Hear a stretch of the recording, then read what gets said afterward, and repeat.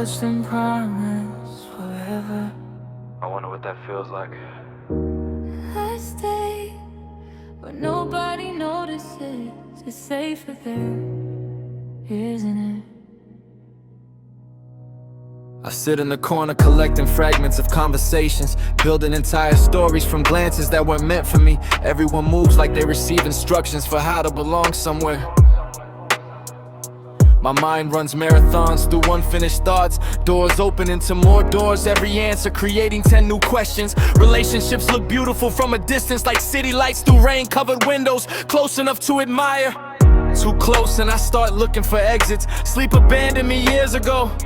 The ceiling knows every version of me. Every argument replayed at 3 in the morning. Every sentence I should have said differently. Every face I became just to survive another day.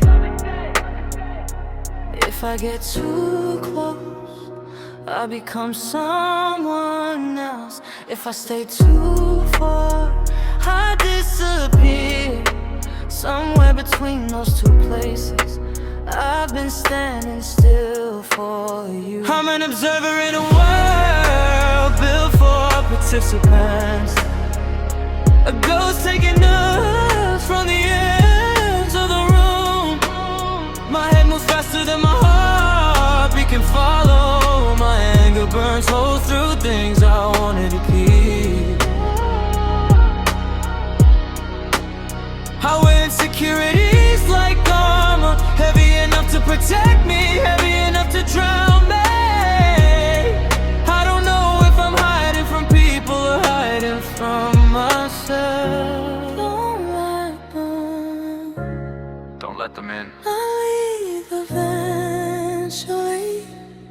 They always do. Stay quiet. Stay invisible. You know how this ends. Some days depression feels loud. Some days it feels like absolutely nothing. Just staring at a message for an hour, trying to remember how normal people answer questions. Social anxiety turns every room into a courtroom. Every laugh becomes evidence, every silence becomes a verdict. My temper arrives before I do, kicking doors open inside my chest, breaking things I was trying to protect. Then comes the guilt, then the apology, then the promise that next time will be different. Insomnia waits patiently in the dark, counting hours instead of sheep. Morning arrives, eventually rust does it. And somewhere inside all of this noise, there's a person asking the same question every night. Who am I when nobody's watching? I've worn so many versions of myself that the seams are beginning to show. I can still hear all their voices inside the one I'm using now. I'm an observer in a world built for participants. Watching lives unfold like movies I'll never enter. My mind is lightning trapped and broken wire. Sparks everywhere and nowhere useful. I keep searching mirrors for familiarity, but strangers keep looking back at me. If identity is supposed to feel like home, why does mine feel rented? Why does mine feel temporary? Maybe tomorrow. Maybe tomorrow. Maybe you'll figure it out. Maybe the anger quiets. Maybe the noise stops. Maybe there's still a version of you worth finding. But the nights keep getting longer, the thoughts keep getting louder, the walls keep moving closer. The observer starts wondering what would happen if he stepped into the photograph, if he stopped rehearsing conversations and finally spoke, if he stopped preparing for abandonment and survived being known.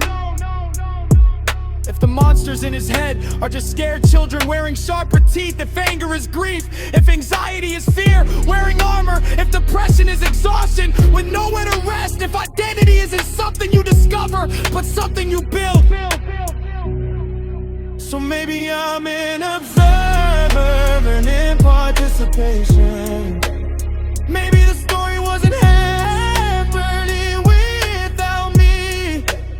Maybe the sleepless nights, the noise, the fear, the broken pieces, they're not the ending. Maybe they're construction sounds. Maybe I'm unfinished, not unworthy. Maybe I don't need to become someone else to deserve being here. Maybe existing is enough for tonight. Still awake, But still here, still confused. but still here.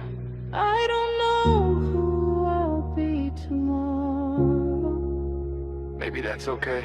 Maybe I get to find